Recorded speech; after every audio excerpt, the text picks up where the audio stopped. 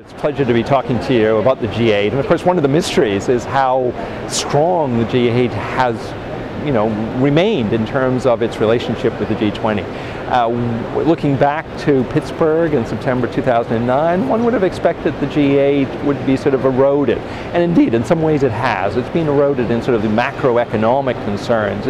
I think in the communique there's only about 2 lines on macroeconomic issues.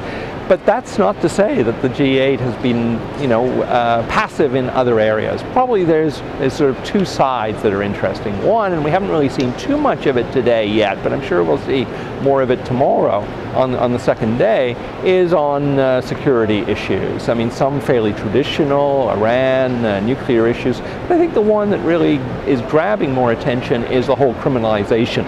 It's interesting that some of the outreach countries are really frontline states in this regard. Caribbean countries, Jamaica, Haiti, Colombia, of course, connecting with West Africa, and then of course into Western Europe as well.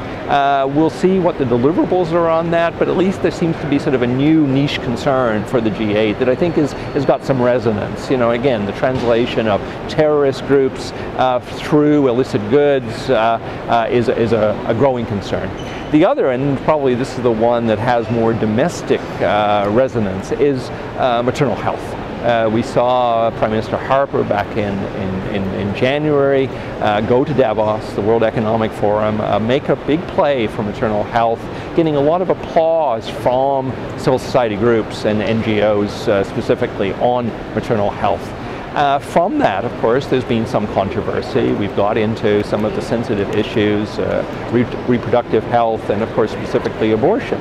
But with that, I think we've seen, of course, a degree of generosity from the Canadian government.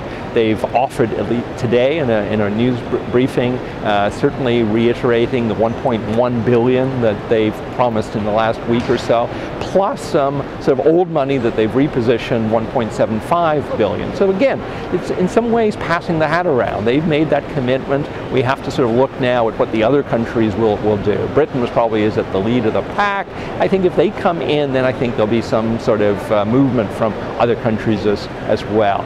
There's still some things to play with. Of course, one of them, and of course, as you know, this is an issue that CG has been interested in, what the relationship with that sort of club model of governance on maternal health and social issues more generally with sort of public-private partnerships. A few weeks ago there was a major conference in Washington, D.C., and the Gates Foundation, Melinda Gates, came forward with $1.5 billion.